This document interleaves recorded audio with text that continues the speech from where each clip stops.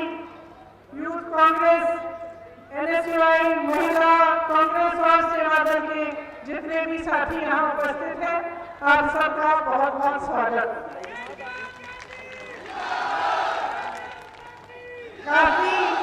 काफी धूप हो रही है, कुछ समय से आप बैठे हैं।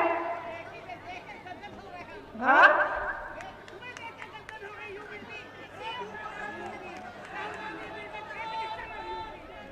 आपने खूब भाषण सुने होंगे, आज शायरी भी सुनी। मैंने सोचा मैं कुछ बातें करूं आपसे। भाषण देने नहीं आई हूं, आपसे बातचीत करने आई हूं, क्योंकि मेरी समझ में नेता और जनता के बीच में एक बहुत खास रिश्ता होता है। आप हमें बनाते हैं, हम मंच पे खड़े होते हैं तो खड़े करने वाले आप हैं। आपके और हमारे बीच में भरोसे का रिश्ता होता है।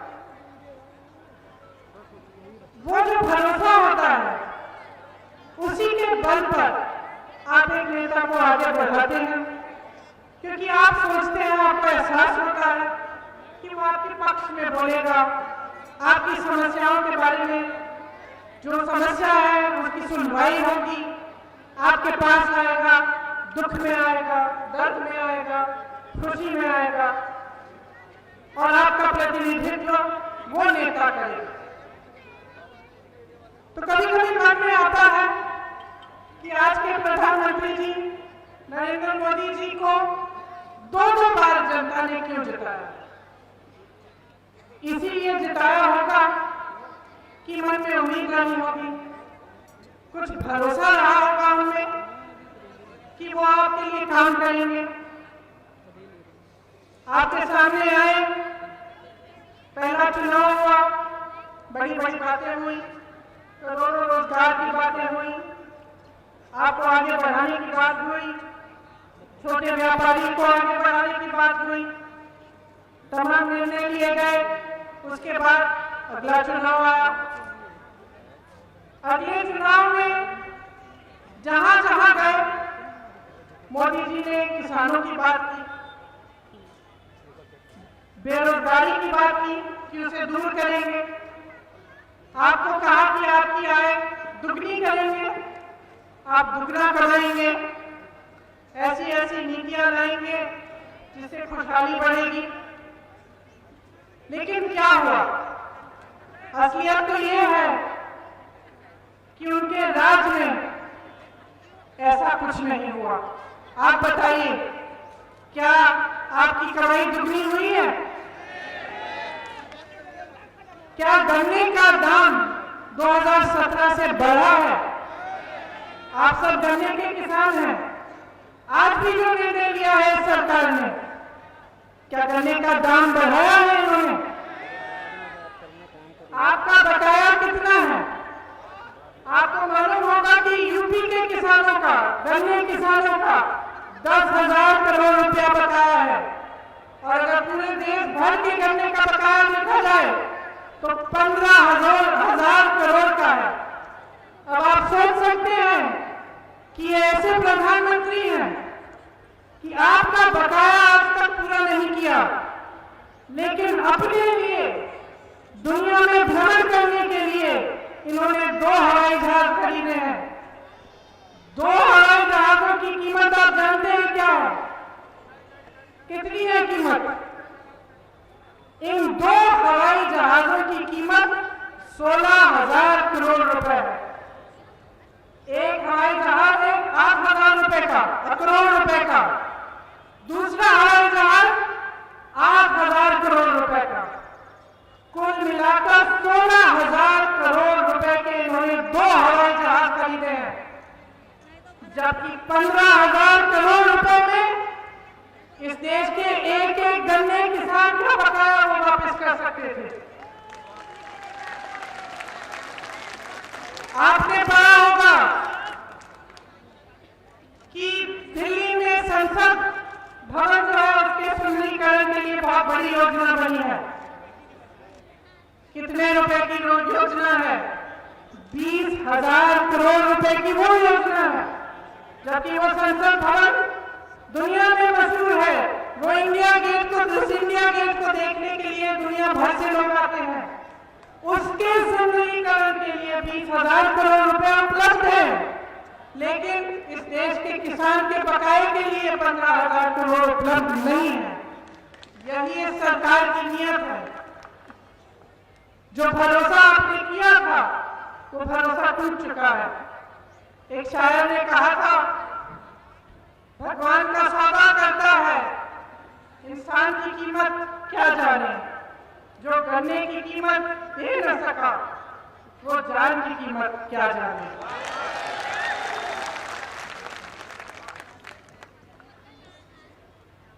अब जैसे कि आपके ऊपर काफी संकट नहीं थे, इस सरकार ने 3 नए कानून जारी किए हैं। और जितना भी आंदोलन हो रहा है देश में, जो किसान 80 दिनों से दिल्ली के बॉर्डर पे सर्दी में इतने दिनों से बैठे हुए हैं, अब गर्मी की तैयारी कर रहे हैं, वो किस लिए बैठे हैं? प्रधानमंत्री जी कहते हैं कि ये जो कानून बने हैं ये किसान की भलाई के लिए बने हैं। ठीक है, मान लेते हैं कि किसान की भलाई के लिए बनाए हैं आपके कानून। तो जब किसान मना कर रहा है, जब किसान कह रहा है कि भैया मुझे आपके कानून नहीं चाहिए, तो आप इनको वापस क्यों नहीं ले लेते? क्या किसी की भलाई जबरदस्ती करते हैं? क्या आपकी समझ इस देश के करोड़ों किसानों की समझ से ज्यादा है? क्या ये नहीं जानते कि इनकी भलाई के लिए क्या है, क्या नहीं है? फिर सरकार कहती है शायद समझ नहीं पाए हैं कि कानून क्या है। इसलिए मैंने सोचा आज मैं यहाँ आई हूँ, आपको बता देती हूँ कि ये 3 कानून क्या है। देखिए, 1955 में पंडित जवाहरलाल नेहरू ने जमाखोरी के खिलाफ कानून बनाया था, क्योंकि जमाखोरी के चलते किसान पिस रहा है। आज जो पहला कानून बना है उससे इस सरकार ने जमाखोरी करने की पूरी अनुमति दे दी है। इस कानून के जरिए बड़े बड़े खरबपति, बड़े बड़े उद्योगपति कितना भी आपसे सामान खरीद सकते हैं और कितना भी सामान जमा कर सकते हैं। कोई रोक नहीं है, कोई पाबंदी नहीं है। इसका मतलब ये है कि उनकी पूरी तरह से मनमर्जी चलेगी। जब वो जमा करना चाहेंगे करेंगे, जब वो आपको कहना चाहेंगे कि अब हम खरीद नहीं सकते तो कहेंगे, जब आपको कहना चाहेंगे कि आप ये दाम नहीं मिलेगा, आज हम आपको कम दाम देंगे, तो वो भी कर सकते हैं। तो ये जो पहला कानून है, इससे जमाखोरी बढ़ेगी और पूरी तरह से सरकार ने बड़े बड़े उद्योगपतियों को जमाखोरी करने की अनुमति। दूसरा कानून ये है कि जिसको प्राइवेट मंडी खोलनी है वो खोल सकता है और बड़े बड़े खरबपतियों की बड़ी बड़ी मंडियां खुलेंगी। तो शुरू में से मैं तो ऐसा लगेगा कि बहुत अच्छा है, अच्छी अच्छी मंडियां लगा रहे हैं, बना रहे हैं लोग। लेकिन इसमें क्या कहा है सरकार ने कि जो सरकारी मंडी है उसमें आपसे टैक्स लिया जाएगा और जो प्राइवेट मंडी है उसमें आपसे टैक्स नहीं लिया जाएगा। इससे क्या होगा? तमाम किसान प्राइवेट मंडी में जाएंगे। जैसे ही प्राइवेट मंडी में जाएंगे, सरकारी मंडियां बंद होना शुरू होंगी। लेकिन सरकारी मंडी में एक चीज थी जो आपको मिलती थी, न्यूनतम समर्थन मूल्य आपको मिलता था। जैसे जैसे प्राइवेट मंडियां आगे बढ़ेंगी और सरकार की मंडियां बंद होगी, आपको न्यूनतम समर्थन मूल्य मिलना बंद हो जाएगा। इसके जरिए भी जो बड़े बड़े खरबपति उद्योगपति हैं फिर से अपनी मनमर्जी कर पाएंगे। मंडी उनकी है, दाम वो तय करेंगे, कितना खरीदना है, कब खरीदना है वो तय करेंगे। अब तीसरा कानून सुनिए। तीसरे कानून में ये लिखा है कि कॉन्ट्रैक्ट यानी ठेके पे किसानी होगी। इसका क्या मतलब है? इसका मतलब है कि बड़ा खरबपति आ सकता है आपके गांव में और आपको कह सकता है कि देखिए आप 10-15 किसान हो, आपके साथ मैं कॉन्ट्रैक्ट बनाऊंगा, आप गन्ना उगाइए और इस गन्ने के लिए मैं आपको 500 रुपए दूंगा। आपने मेहनत की, गन्ना उगाया, समय आया गन्ना बेचने का, आप उस अरबपति के पास गए, आपने उनसे कहा कि 500 रुपए में आपने कहा था आप खरीदेंगे, तो ये बिल्कुल उसकी मर्जी है कि आपको कह दें कि नहीं हमें तो अभी गन्ने की जरूरत ही नहीं। तुम्हें किसने कहा 500 का खरीदेंगे हम? 200 देते हैं, दे दो। फिर आप क्या करोगे? सबसे जो बड़ा जुर्म है इस कानून में वो ये है कि अगर ऐसी स्थिति पैदा हुई कि आपने कॉन्ट्रैक्ट कर दिया एक खरबपति के साथ, आपने गन्ना उगा दिया, आपके साथ उन्होंने तय भी किया था कि दाम पे देंगे, अब वो कहता है कि भैया हमें जरूरत नहीं है, आप जाओ कहीं और बेच दो अपना, तो आप अदालत में भी नहीं जा पाएंगे, आपकी कोई भी सुनवाई नहीं होगी। ऐसा कानून बनाया है कि कोई कानून ही लागू नहीं होगा इन पे। और आप सोच सकते हैं कि अगर सिर्फ उस कानून में लिखा है कि आपको अगर सुनवाई करानी है एसडीएम तक जा सकते हैं, उनसे बड़ा एक अफसर है उनके पास जा सकते हैं। और आप सोच सकते हैं कि एक तरफ खरबपति, एक तरफ आप, क्या होगा? न्याय मिलेगा आपको? तो ये कानून जो बनाए हैं, तीनों कानून किसान के लिए नहीं बनाए गए, ये इनके पूंजीपति मित्रों के लिए बनाए गए हैं। और ये देश अंधा नहीं है, देख रहा है 60 सालों से क्या हो रहा है इस देश में। देश का एक एक देशवासी देख रहा है कि चाहे कुछ भी हो, बड़े से बड़े सरकारी उद्योग न हो, वो सब 2-3 जनों को बिक रहे हैं। इन्हीं के पूंजीपति मित्र सारी मीडिया चलाते हैं, इन्हीं के पूंजीपति मित्रों के द्वारा इनके चुनाव चलते हैं, इन्हीं के पूंजीपति मित्रों को पूरा देश सौंप दिया गया है। चाहे हवाई अड्डे हो, चाहे बड़े बड़े उद्योग हो, 75 सालों में जितना भी सरकार ने काम किया, बेरोजगारी को हटाने के लिए भी जो बड़े बड़े उद्योग बने सब बेच डाले, और जो अब तक बिके नहीं है उनको बेचने की भी योजना कर डाले हैं।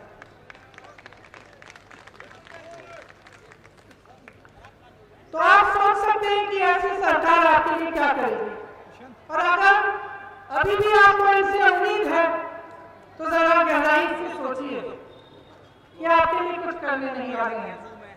आज भी जब लाखों किसान इनके दरवाजे पे खड़े हैं, तो वही प्रधानमंत्री जो अमेरिका जा सकते हैं, ट्रंप साहब के चुनाव में उनके लिए बोल सकते हैं, सभा कर सकते हैं, जो चीन जा सकते हैं, जो पाकिस्तान जा सकते हैं, कोई ऐसा देश नहीं है जो इन्होंने छोड़ा।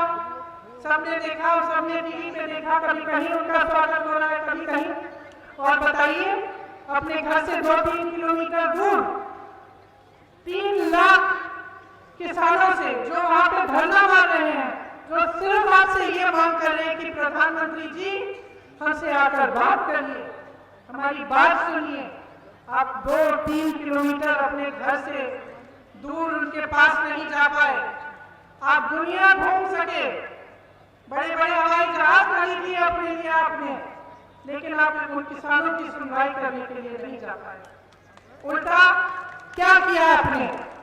संसद में खड़े होकर मजाक उड़ाया। उन्हीं किसानों को आपने एक नया नाम दिया, आंदोलनजीवी, परिजीवी। परिजीवी होता क्या है आप सब जानते हैं, सब किसान। आपका अपमान किया, भरे संसद में हंसते हुए आपका अपमान किया। तो 215 किसान शहीद हुए हैं, उनमें से 25 साल का लड़का, मैं कुछ ही दिनों पहले रामपुर गई, उसके अंतिम अरदास में इतना दुख हुआ, मैं क्या बताऊं। उस परिवार से मिलकर एक 25 साल का बच्चा, उस परिवार को लगता है कि उसे गोली मार दी गई, वह शहीद हुआ। उसकी मां मेरे पास बैठी थी, पूरे समय कुछ बोली नहीं, आंखों में आंसू थे। और आप संसद में खड़े होकर मजाक उड़ा रहे हैं, आप परिजीवी कह रहे हैं, आपके मंत्री देशद्रोही कह रहे हैं। इसका मतलब है आप पहचान नहीं पाए, मोदी जी पहचान नहीं पाए कि देशभक्त और देशद्रोह में फर्क क्या है।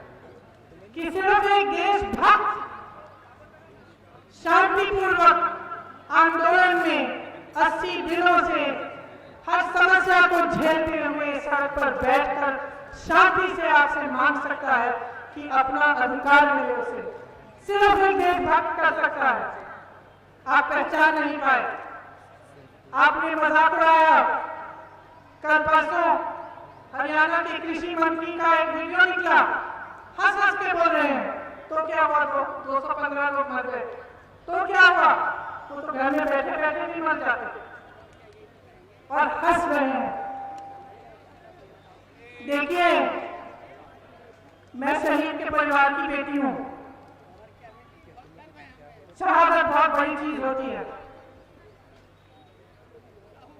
शहादत को झेलने वाला जो शहीद है वो नहीं होता, उसका परिवार होता है।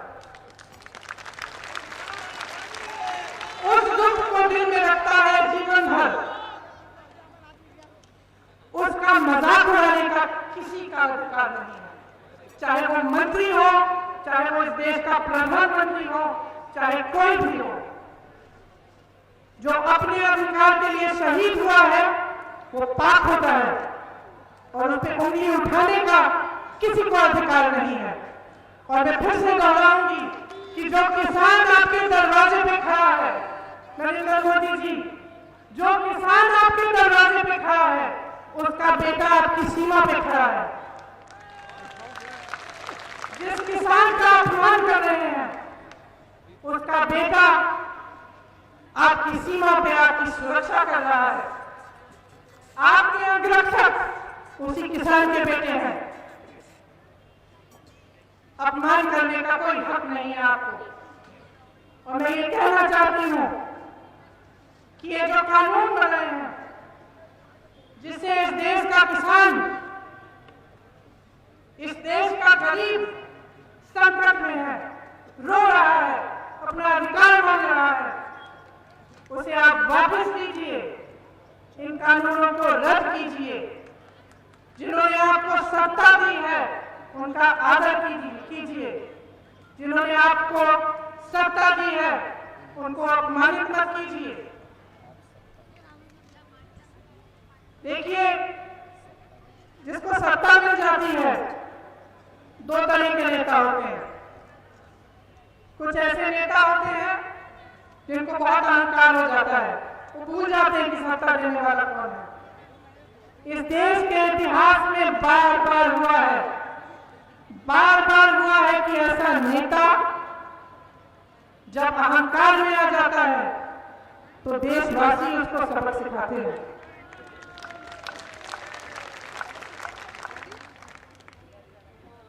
और जब देशवासी उसको सबक सिखाते हैं तब वो शर्मिंदा होता है। वो समझता है कि उसका धर्म क्या था।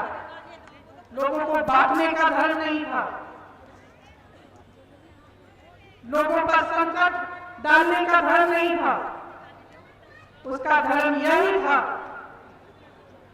कि वो जनता के लिए काम करे,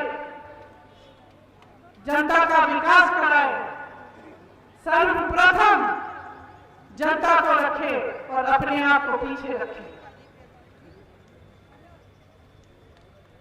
ये उम्मीद की जा सकती है कि नहीं कि अहंकारी सरकार अपनी माया में से निकले और इन्हें समझ में आए कि इनका धर्म क्या है। मुझे नहीं लगता। 7 साल गुजर चुके हैं। 7 साल में जितने वादे किए सारे तोड़े। 7 साल में जो छोटा व्यापारी था उसकी कमर तोड़ी, किसान उसकी कमर तोड़ी, गरीब उसको मदद नहीं किया, सिर्फ अपने बड़े बड़े दोस्तों, अपने पूंजीपति मित्रों का की मदद की। तो अब मुझे नहीं लगता कि उम्मीद है कि आपके लिए ये काम करेंगे, लेकिन मुझे आप पर भरोसा है, इस देश की जनता पर भरोसा है और आपसे बहुत बड़ी उम्मीद है। मुझे उम्मीद है कि आप पीछे नहीं हटेंगे, कि आप अपने अधिकारों के लिए लड़ेंगे और इस लड़ाई में कांग्रेस पार्टी का एक एक कार्यकर्ता आपके साथ खड़ा रहेगा।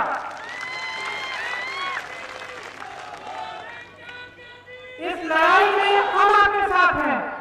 मेरे भाई राहुल गांधी जी आपके साथ हैं, जिन्होंने संसद में किसानों की बात की, जिन्होंने संसद में कहा कि 2 मिनट मौन आप किसान के लिए रखिए जो शहीद हुआ है।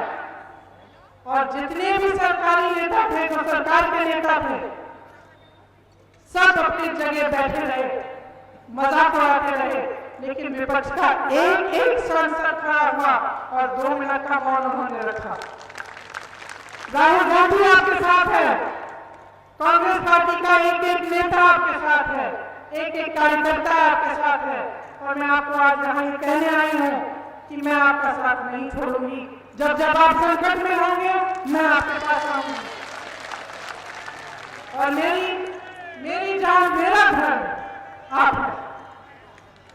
बहुत बहुत धन्यवाद।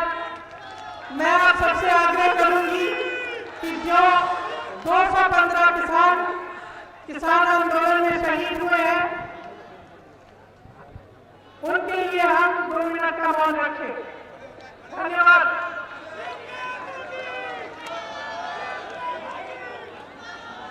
दो मिनट का मौन रखिए। कार खींच रही है।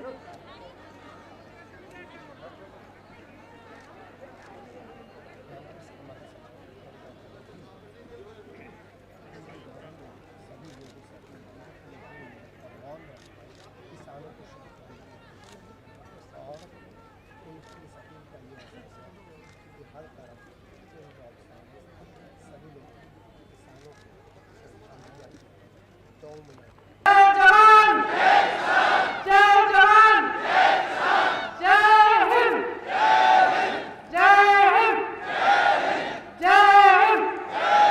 धन्यवाद।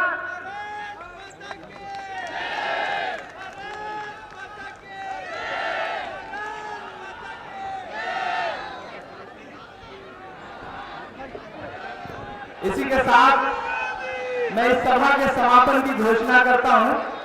आपसे गुजारिश है कि सुकून से अपने घर जाइए और जल्दी ही फिर कांग्रेस आपको आपके मुद्दों पर लड़ती हुई मिलेगी, हर जगह आपके साथ मौजूद मिलेगी।